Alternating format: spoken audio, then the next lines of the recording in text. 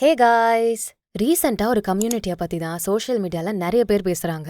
அவங்கள பத்தி இன்னும் தெரிஞ்சுக்க ஆசைப்பட்டு நானும் என்னோட ரிசர்ச் மோட ஆன் பண்ணி அவங்கள பத்தி படிக்க ஸ்டார்ட் பண்ணேன். அப்ப என்னோட மைண்டுக்கு வந்தது என்னன்னா, மச்சான் யாரா இவனுங்க, ஆளை பார்த்தா டம்மியா இருக்க, ஆனா பயங்கரமான ஆளா இருக்கேடா அப்படின்னு தான் தோணுச்சு. இந்த கம்யூனிட்டி ஒரு புரியாத புதிர்னு சொல்லலாம். அட சஸ்பென்ஸ் எல்லாம் போதும், யார பத்தி சொல்லிட்டு இருக்கேன்னு ஃபர்ஸ்ட் சொல்லுமான்னு சொல்றது எனக்கு கேக்குது. அது வேற யாரும் இல்ல, நம்ம சேட்டு கம்யூனிட்டி தான். இவங்கள பத்தின குட்டி எஸ்டிடிய பாத்துருவோமா? எஸ்டிடினா வரலாறு தானே, அதே வரலாறு தான். நமக்கு தெரிஞ்ச விதமா இவங்கள சேட்டு இல்ல பெரும்பாலும் மார்வாடி அப்படின்னு சொல்லி கேள்விப்பட்டிருப்போம். மார்வார் எனக்கூடிய கிழக்கு ராஜஸ்தான் பகுதியில இருந்து வந்தவங்க தான் இந்த மார்வாரி. நம்ம பேச்சு வழக்குல மார்வாடி அப்படின்னு சொல்லுவோம்.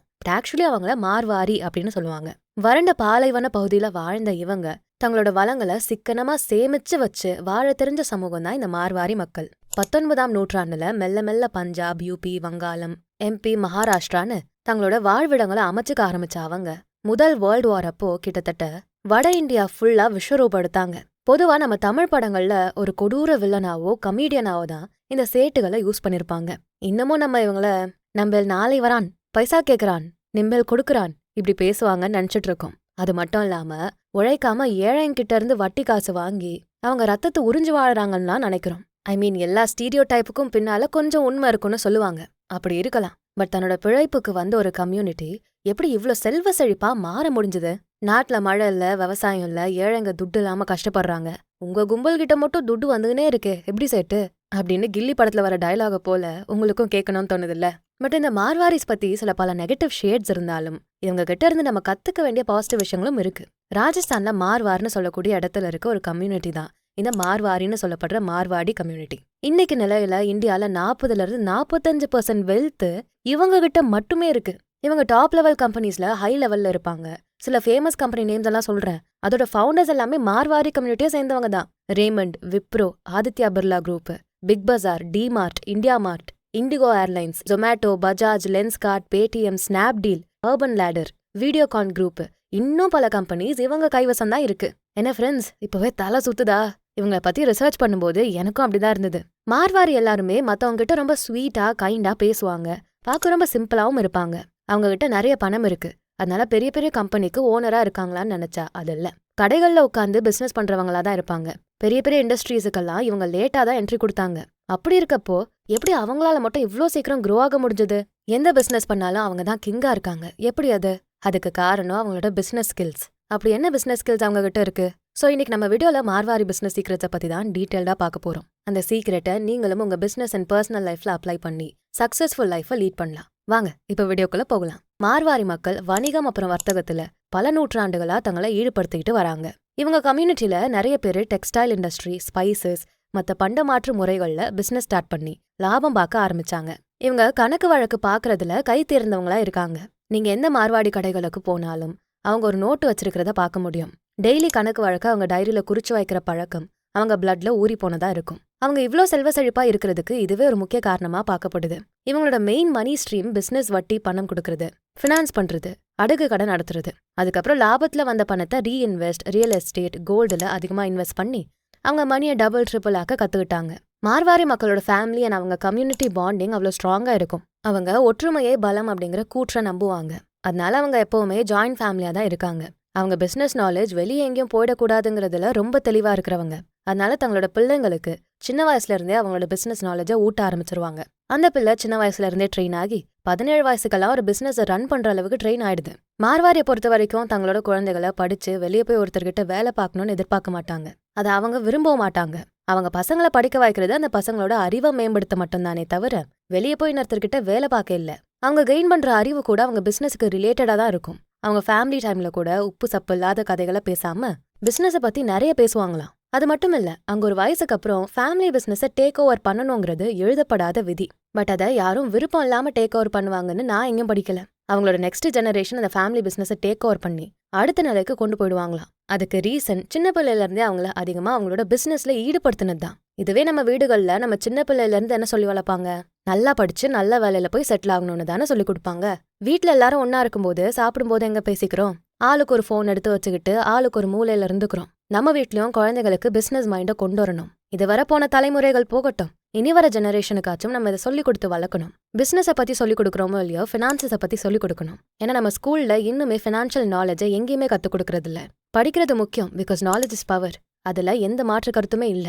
பட் அந்த நாலேஜ் எப்படிப்பட்டதா இருக்கு, அதான் முக்கியம். ஒரு மார்வாரி இந்தியால எங்கேயாச்சும் போய் கடையை போட்டு செட்டில் ஆயிட்டாங்கன்னா, அவங்க கிட்ட தொழில் கத்துக்க வரக்கூடிய அவங்களோட கம்யூனிட்டி ஆட்களுக்கு தொழிலை கத்து கொடுத்து, அந்த ஆட்களுக்கு சில லட்சங்களை இன்வெஸ்ட் பண்ணி வேறொரு ஏரியால கடையும் வச்சு கொடுத்துருவாங்க. அதை இன்வெஸ்ட் பண்ண சில லட்சங்களை அவங்க ஒரு 6 மாசம் தாண்டி அந்த ஆட்கள் கிட்ட இருந்து வசூலிச்சிருவாங்க. இப்படி ஒரு ஏரியாவுக்கு போனா அந்த மொத்த ஏரியாலையும் தன்னோட கம்யூனிட்டியா இருக்கிறதுல மார்வாரி கெட்டிக்காரங்க. இப்படி மார்வாரி கம்யூனிட்டியா மாறினது தான் சென்னையில இருக்க சவுகார்பேட். அதுக்கு ரீசன், அவங்க பிசினஸ் நடத்துற இடத்துக்கு பக்கத்திலேயே வீடு இருக்கணும்னு நினைக்கிறவங்க இந்த மார்வாரி மக்கள். மேக்சிமம் அவங்க கடையும் வீடும் கீழே மேல இல்ல ஃப்ரண்ட்ல கடை பேக்ல வீடு அப்படிங்கிற செட்டப்லயே இருக்கும். மார்வாரி மக்கள் கிட்ட பணம் நிறைய இருந்தும் ரொம்ப சிம்பிளா தங்களை ப்ரொஜெக்ட் பண்ணிப்பாங்க. அவங்களோட வாழ்க்கை முறையும் ரொம்ப சிம்பிளா தான் இருக்கும்னு சொல்றாங்க.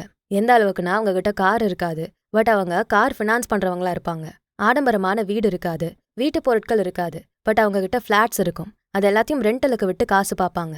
டெக்ஸ்டைல் இண்டஸ்ட்ரியில கலக்குவாங்க. பட் ஃபேஷனபிளா இருக்க விரும்பாதவங்க ட்ரெடிஷ்னல் ட்ரெஸ் கோடையே இன்னும் ஃபாலோ பண்றாங்க. இதெல்லாம் கேட்கறப்போ பயபோலிங்க நடிக்கிறாங்களா அப்படின்னு தோணுதா? அதான் இல்ல, அவங்க அதெல்லாம் வேஸ்ட் ஆஃப் மணின்னு நினைக்கிறாங்க. தேவைக்கு இருந்தா போதும்னு இருக்கவங்க. நம்ம லட்சக்கணக்கான பணத்தை மொபைல் போன்ல இன்வெஸ்ட் பண்ணுவோம். அவங்க அதை பிசினஸ்ல இன்வெஸ்ட் பண்ணி அதுல இன்னும் அதிகமா லாபம் பார்ப்பாங்க. பணக்காரங்கிறது பணத்தை எவ்வளோ செலவு பண்றாங்க, எவ்வளோ லக்ஸுரியா வாழுறாங்க அப்படிங்கறதுல இல்ல, எவ்வளோ சிம்பிளிசிட்டியா இருக்காங்க, ஸ்பெண்டிங்ல எவ்வளோ கான்ஷியஸா இருக்காங்க அப்படிங்கறதுல தான் இருக்கு. இத மார்வாரி மக்கள் நல்லா புரிஞ்சவங்க. வீணான காரியங்கள்ல தங்களோட பணத்தையோ நேரத்தையோ விரயம் பண்ணாதவங்க. எக்ஸாம்பிளுக்கு, நீங்க வாட்ச்ல ஷூ கலெக்ஷன் பண்ண விரும்புற ஒரு ஆளா இருப்பீங்க. பிகாஸ் உங்களுக்கு அது பிடிக்கும். லிமிடெட் எடிஷன் ஷூ ஆர் வாட்ச்னு சொல்லி வித்தாங்கன்னா உடனே வாங்கிருவீங்க, ரைட்டா? பட் யோசிச்சு பாத்திருக்கீங்களா, அது எல்லாமே ஒரு சிங்கிள் யூட்டிலிட்டி ப்ராடக்ட். அதாவது ஒரே ஒரு வேலையை மட்டும் பண்ணக்கூடியது. ஷூவா இருந்தா நீங்க கால்ல போட்டு சேஃபா நடக்க, ஓட ஹெல்ப் பண்ண போகுது. எவ்வளோ காஸ்ட்லியா வாங்கினாலும் நீங்க அதை தலையில வைக்க போறது இல்ல. அதே போல வாட்சும் எவ்வளோ காஸ்ட்லியா இருந்தாலும் அதோட வேலை டைம் காட்டுறது தான். சோ இது வேஸ்ட் ஆஃப் மணி. இது ஆக்டர் அரவிந்த் சுவாமி கூட சொல்லியிருப்பாரு. இதே தாட்ல தான் மார்வாரி இருக்காங்க. அவங்க சிங்கிள் யூட்டிலிட்டிக்கெல்லாம் அவ்வளோ செலவு பண்ண மாட்டாங்க. அந்த அமௌண்ட்டை அவங்க கோல்டு இல்ல ரியல் எஸ்டேட்ல இன்வெஸ்ட் பண்ணிருவாங்க. எவன் ஒருத்தன் காலம் தாழ்த்தாம தான் வேலைகளை செய்வானோ அவன் வெற்றி பெறுவான். இது வள்ளுவன் கூற்று. இதை மார்வாரி மக்கள் மிக சரியா புரிஞ்சு வச்சிருக்காங்க. நேரம் விரயம் பண்றது அவங்களுக்கு பிடிக்காத செயல். நம்ம சோஷியல் மீடியால மூழ்கி போய் நம்ம டைமை வேஸ்ட் பண்ணிட்டு இருக்கும்போது மார்வாரி மக்கள் பிசினஸ்ல அடுத்தன பண்ணலான்னு யோசிச்சுட்டு இருப்பாங்க. இதுக்கு பெஸ்ட் எக்ஸாம்பிளா சிங்கம் 1 படத்துல ஒரு சீன் வரும். ராதா ரவி சார் விவேக் சார் கிட்ட கடைக்கு கால் பண்ணி லோடு வந்துருச்சான்னு கேட்க சொல்லுவாரு. விவேக் கால் பண்ணி கேட்டு சொல்லுவாரு. அடுத்து எத்தனை மணிக்கு வந்துச்சுன்னு கேளு அப்படின்னு சொல்லுவாரு. விவேக் கால் பண்ணி கேட்டு டைம் சொல்லுவாரு. அகைன் ராதா ரவி விவேக் கிட்ட எத்தனை மூட்டை வந்துச்சுன்னு கேட்க சொல்லுவாரு. திரும்ப கால் பண்ணி அதையும் சொல்லுவாரு. இதே போல 6-7 வாட்டி கடைக்கு விவேக் ராதா ரவி சொன்னதை கேட்டு சொல்லிருப்பாரு. இப்போ நம்ம ஹீரோ என்ட்ரி. சூர்யா சார் கிட்ட ராதா ரவி சார், எப்பா கடை கால் பண்ணி லோடு வந்துருச்சான்னு கேளுன்னு சொல்லுவாரு. அப்போ சூர்யா ஒரு 5 நிமிஷம் கால் பண்ணி பேசிட்டு, அப்பா லோடு விடியற் காலையில 3:30 மணிக்கு வந்துச்சான், மொத்தம் 48 மூட்டை, அதுல பருப்பு 5, உளுந்து 4, அரிசி 22, மல்லி 2, மிளகா 4, வெல்லம் 5, SRS லாரி சர்வீஸ்ல தான் வந்துச்சு, இப்படி மொத்தத்தையும் சொல்லிருப்பாரு. அப்போ ராதா ரவி சார் விவேக் சாரை பார்த்து சொல்லுவாரு, நீ 10 கால் பண்ணி 10 விஷயத்த கேட்ட, ஆனா என் புள்ள ஒரே கால்ல 10 விஷயத்த கேட்டு சொல்றான். இதனாலதான் நீ இன்னும் ஏட்டா இருக்க, என் பையன் இன்ஸ்பெக்டரா இருக்கான்னு சொல்லுவாரு. இந்த சீன்ல வர துரைசிங்கம் போலதான் இந்த மார்வாரி மக்களும். தங்களோட நேரத்தை தேவையில்லாம வேஸ்ட் பண்ண மாட்டாங்க, ப்ரொடக்டிவா யூஸ் பண்ணுவாங்க. அந்த மாதிரி ரிஸ்க் எடுக்கிறதெல்லாம் ரஸ்க் சாப்பிடுற மாதிரி இந்த டயலாக் மார்வாரிஸுக்கு பொருந்தும். இது இவங்களோட இன்னொரு முக்கியமான குவாலிட்டி. இவங்க ரிஸ்க் எடுக்க தயங்க மாட்டாங்க. எக்ஸாம்பிளுக்கு ஸ்ரீ சிமெண்ட் லிமிடெடோட ஃபவுண்டர் வேணுகோபால் பங்கூர். இவர் தன்னோட தாத்தா பண்ணிட்டு இருந்த சிமெண்ட் பிசினஸை டேக் ஓவர் பண்ணப்போ அந்த கம்பெனி லாஸ்ல தான் போயிட்டு இருந்துச்சு. பிகாஸ் அந்த கம்பெனி மேல நிறைய லோன் இருந்துச்சு. அப்போ வேணுகோபால் பங்கூர் தன்னோட இன்வெஸ்டர் கிட்ட பேசி 50% ஷேரை பிரான்ஸ்ல இருக்க கம்பெனிக்கு விற்க முடிவு பண்ணி கான்ட்ராக்ட் சைன் போட போற அந்த நேரத்துல வேணுகோபால் மண்டைக்குள்ள டிங்னு ஒரு பல்பெரிய அப்படியே அந்த கான்ட்ராக்டை டிராப் பண்ணிட்டு அவருக்கு வந்த ஐடியாவை இம்ப்ளிமெண்ட் பண்ணாரு.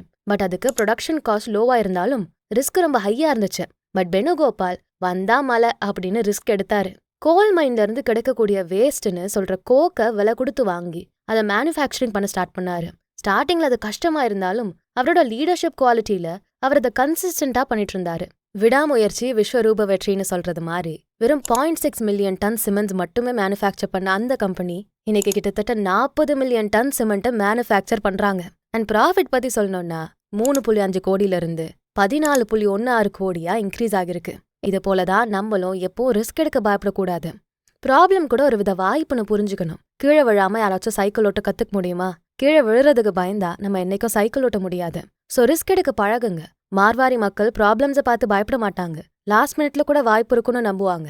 அடுத்து அவங்களோட மிகப்பெரிய பலம் அவங்களோட சேவிங்ஸ் மெத்தட். மார்வாரிஸ் தங்களோட ஸ்பெண்டிங்ல பயங்கர கான்ஷியஸா இருப்பாங்க. ஒரு பொருள் வாங்குறப்போ அதுல அவங்க லாஸ் ஆயிடக்கூடாதுன்னு தெளிவா இருப்பாங்க. அதனால இவங்களோட ஆதிக்கம் மேக்சிமம் ஹோல்சேல் மார்க்கெட் இண்டஸ்ட்ரீஸ்ல அதிகமா இருக்கும். இவங்க காசு விஷயத்துல யாரையும் நம்ப மாட்டாங்க. கடையில எவ்வளோ ஆளுங்க வேலைக்கு வச்சாலும் கல்லாப்பெட்டி கண்ட்ரோல் எப்போவே மார்வாரிஸ் கிட்ட தான் இருக்கும். அவங்க கடையோட கணக்கு வழக்கெல்லாம் மார்வாரிஸ் கிட்ட மட்டும்தான் இருக்கும். நான் ஆல்ரெடி சொன்ன மாதிரி அவங்க வரவு செலவு கணக்கை ஒரு டைரியில மெயின்டைன் பண்ணிட்டே வருவாங்க. ஈவன் அது ₹1 இருந்தாலும் கூட அதை கணக்கு எழுதி வச்சுப்பாங்க மார்வாரிஸ். இவங்கள நம்ம கஞ்சோன்னு சொல்லுவோம். பிச்சைக்காரங்க கூட ப்ரூஃப் இல்லாம கடன் கொடுப்பாங்க.